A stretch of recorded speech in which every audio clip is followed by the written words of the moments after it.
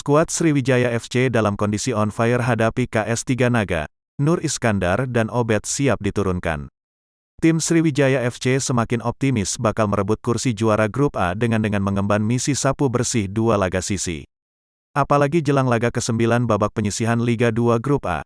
Anak asuhan Coach Neil Maizar dikabarkan on fire, semua pemain tidak ada yang berhalangan untuk siap diturunkan untuk membungkam KS3 Naga di Stadion Kaharudin Nasution Pekanbaru.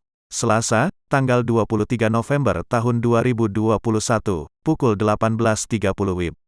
Terlihat di sesi latihan di lapangan, Neil begitu semangat menekankan kepada para pemain agar nantinya bisa melakukan reaksi cepat terutama saat transisi dari menyerang ke bertahan.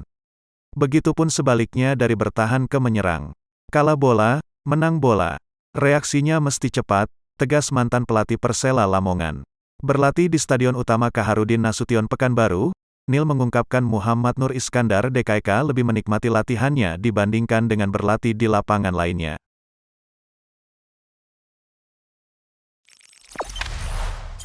Jangan lupa subscribe, share, komen, dan like ya!